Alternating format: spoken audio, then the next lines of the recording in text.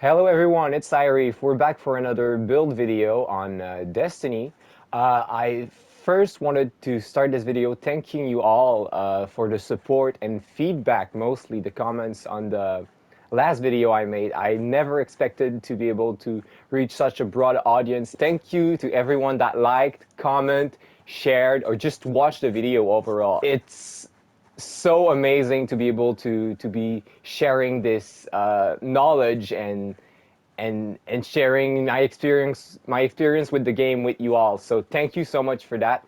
For those most supportive of you, if you can stick around till the end of the video for a very special yet very unrelated announcement, that would be just wonderful. So thank you again, and let's get on with the video. Now, last time around, I stated that seasonal mods for Hunter on Solar were not necessary to get a strong build going.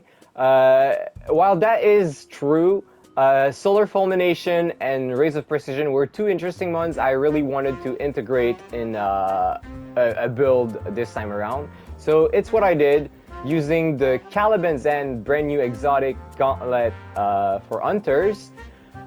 I made a build that pretty much, is a Warmind cell integrated inside of your throwing knife, which is very fun to use. I don't know how it fares in higher tier content. I'm mostly going to show in this video how good it is at crowd control, but it would probably be quite useful in higher tier and harder content because of the amount of damage your Solar Ignition will do because of the mods and because of the fragments we choose. So for the stats, what you're mostly going to want is mobility, high tier because you want your dodge as often as possible. You'll see why afterwards. Resilience now is much better than it was before. You can make it go higher if you want to trade some recovery for it. It's not the best idea. If you want to trade some intellect for it, I would say it can be a good idea, but the point being, resilience is stronger than it ever was. Recov is Recov, it's always amazing. Discipline is not really useful in this build because we're not going to use that grenade that often. It doesn't really matter.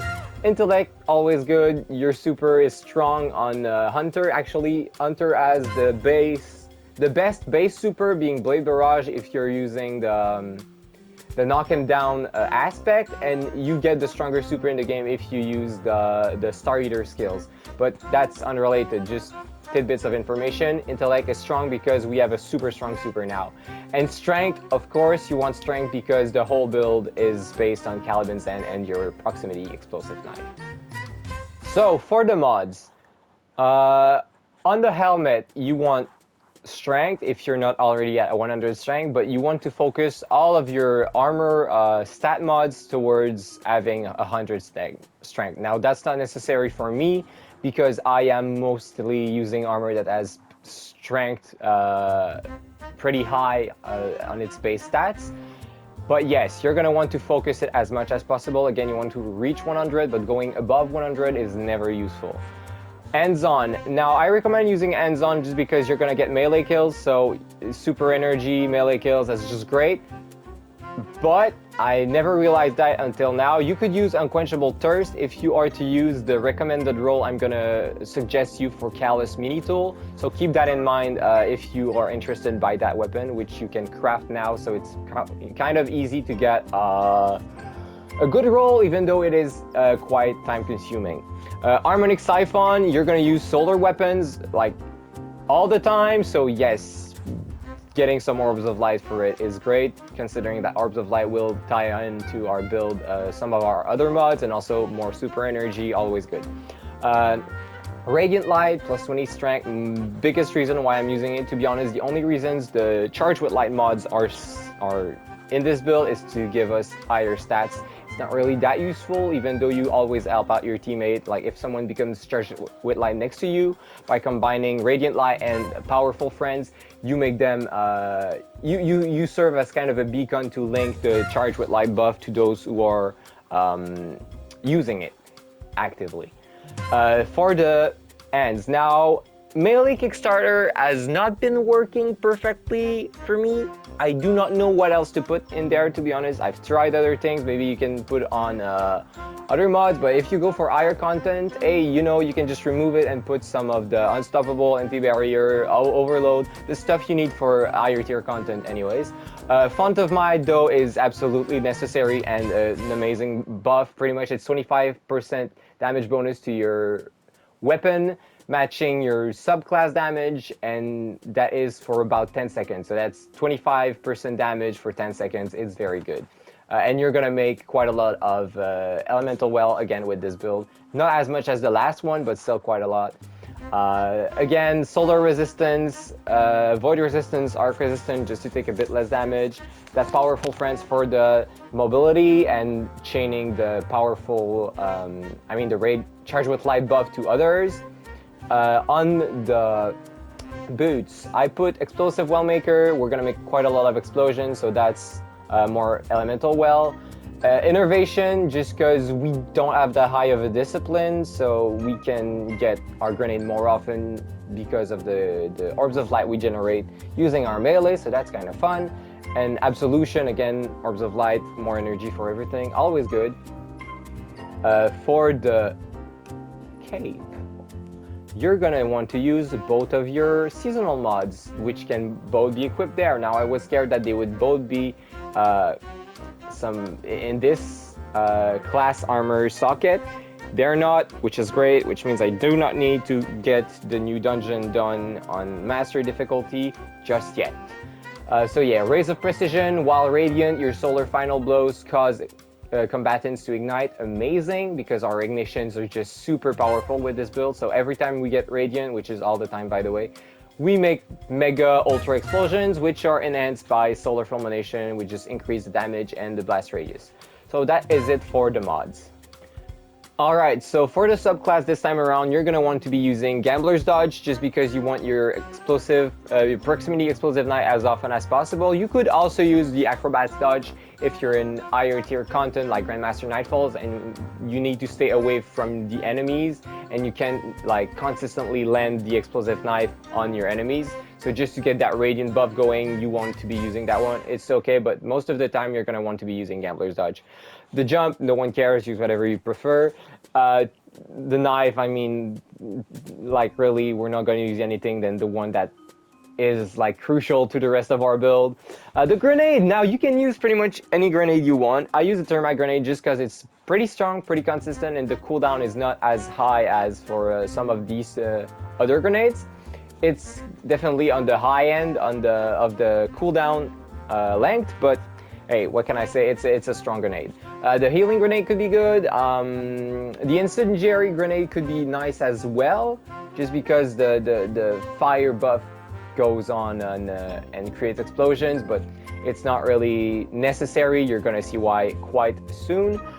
For the aspects, knock him down. Always use knock him down. It's the best. It's just so good, and you get radiance from your knife, which is gonna be like very crucial to this build. So knock him down. And sadly, this time around, we're not going to be using Gunpowder Gamble just because we need the fragment slots. I'm sorry, I love you, but on your mark is what we're going to have to use just because of the fragment slots. And also, it's a good buff. I mean, getting kills boosts handling and reload speed for your teammates and yourself, and it's quite a lot. It's kind of like a super outlaw on steroids for everyone that is near you and yourself, so that's quite good. For the fragments, now the reason why the video got delayed as well is because 2 of the fragments I need were not out yet. Now they are, and I'm so happy they are because they're so strong. So Embers of Ash, you apply more Scorch. Now that's good. I mean, you can understand why it's good. It's just more fire, and fire makes the explosion go faster. But I can see how some people would want to trade it for something like Ember of Solace, which makes your Radiant buff last longer, or wait, let me find it. There you go, Ember of Searing, which defeating Scorched target grant you melee energy and plus 10 recovery. Now, the plus 10 recovery is quite nice, but I found that in general, this fragment wasn't really that useful. I had my knife quite consistently, and when I did not, defeating Scorched target would not give me enough energy for me to be switching it from Ember of Ashes, which is very strong, as I said. Ember of Empyrean, solar weapon ability, final blows, extended duration of restoration and radiant buff. Minus 10 resilience, again, if you take more damage, but this is kind of a glass cannon build, so we don't really care. We're going for damage and crowd control. So another thing that this fragment does is extend the duration of your radiant buff from 10 to 12 seconds every time you get a kill. So instead of just having like it cap out to 10, you can go up to 12, which makes it easier to keep it up all the time by keep getting kills with solar weapons or abilities. Probably the best like fragment of them all, to be honest. Ember of Eruption, solar ignitions have increased area of effect. Good. Big boom, big boom, go everything dead. That's nice. 10 strength again, amazing. We want that. Embers of Torches, powered melee attacks against combatant make you a nearby ally radiant. This is very important. Like, very important. This is super good. It's what makes it so that this build works. So, like, those are the two most necessary one, I would say, so far. And Ember of Charge, the second new fragment we got. Solar Ignition, spread scores to affected target. Very good. More fire, more debuff, more death. So, yeah. For weapons in the kinetic slot, I recommend using Lingering Dread, which is the brand new grenade launcher, quite easy to get from the dungeon, which can roll Blinding Nade, and this is not the best roll, but Blinding Nades are where they're at, so I recommend using that. You could also use Wither Horde, which is just amazing, and also the zone from Wither Horde creates Solar Elemental Well from Explosive Wellmaker, even though it's not really an explosion, but that's very good. So if you're not using an exotic anywhere else, you can use Wither Horde. In secondary, I mean, in energy slot, Sunshot is very good with this build. It's super good. Callus Mini Tool, now this roll is what I wanted to showcase. Incandescent, which spreads Scorch, helps with some of our synergies. And Grave Robber, just because every time you use your throwing knife, you're going to be able to get back to reload your weapon, I mean. So that's fairly strong. Vex Mythoclast, if you do have it, it's strong like as a base weapon, so making it so that you have Ultra, Mega, Firefly, and Steroids with it is very nice. So that's good. Tiku's Divination is not that useful with this build because the explosions you make, you already make explosions on every kill by doing some headshots, so it's not really that important. And for the heavy weapon, Aizen's Vengeance is very good. Now I know I said that you should use a solar weapon, but I've seen how Storm Chaser, the brand new linear fusion rifle, is very strong. So if you have a super good roll with like firing line and the clown cartridge of it, use it instead for DPS and higher like difficulty content, just because it's crazy strong. But if not, try to use something that's solar. Again, this Aizen's Vengeance is amazing. If you're not using exotic in any other slot, you can use Yalahorn. So yeah, that's pretty much it for the weapons. Now we're going on to the showcase. Alright, so for the showcase, I chose to go with Chirochi just because there is a lot of enemies. So what you're going to notice is how strong this is at crowd control. As you can see, that was one throwing knife. Now that I am Radiant, I can shoot one of them in the head if I can manage to do this. There you go. Kills literally freaking everything. Gives me my Radiant buff back again. As long as I get kills, you can see it's gonna stay up. It's on 12 seconds right now, as I told you. And most of the kills I get with headshots, just because it's not that consistent, but most of the kill with headshots I get will just explode and kill everything. Alright, so for those of you who are still around, thank you so much for sticking till the end. Now for this so-called request of mine, one of my friends actually entered a contest in which the person and their group with the most interaction on the YouTube video they've made will be able to enter a jazz festival. Now she's a great musician, and if you could just go ahead, click the link in the description, like, comment, and share her video, not mine, I don't really care for mine, her video, that would mean a lot to me. I'm trying to help her out with that, so yeah, thank you so much. if you do so, and also do check her out. Do check her YouTube channel, Maud Fortier. She does great music, and she's great. So have a good day. Yeah, we're gonna stick with that one.